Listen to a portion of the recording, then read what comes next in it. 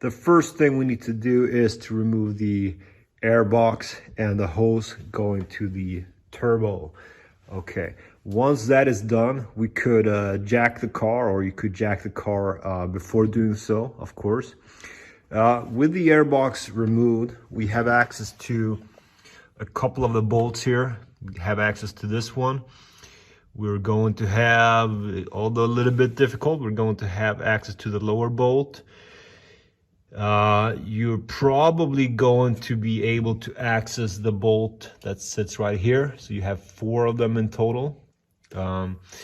You will not, however, be able to access the lower further away bolt that sits here. It's been removed here just because my stud came out with the bolt.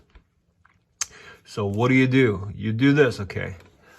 Zoom out, jack the car, and take the passenger wheel off, okay? And once the wheel is off and the car is jacked, you could remove this heat shield which sits on the drive shaft.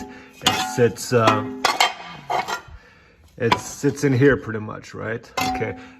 If you remove this guy, you're going to get a better angle at this bolt. What you got to do is you got to build an extension, right?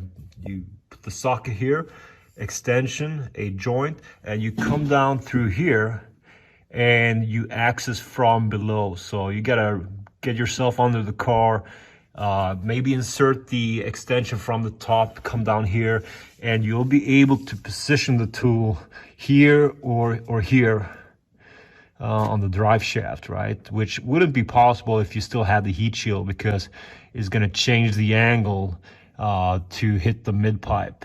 Okay, so remove the heat shield, try to get your tool in from below, or insert it here and get yourself down below and break that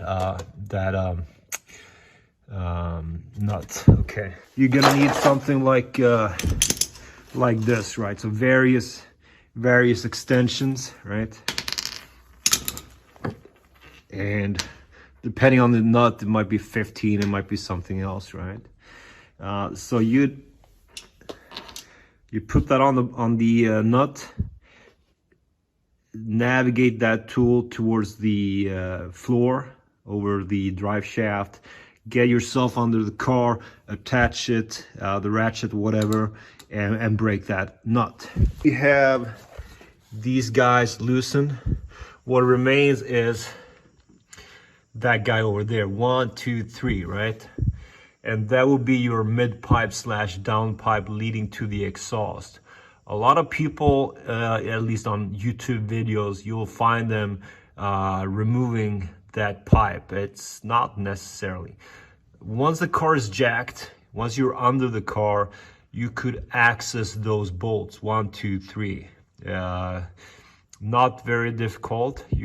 Once you have removed those, what you do, of course, is you push the cat backwards. There's some flex in this pipe. Push it backwards. You'll push it off the studs here, and then you could lift it up here, wiggle a little bit, and pull the whole thing out.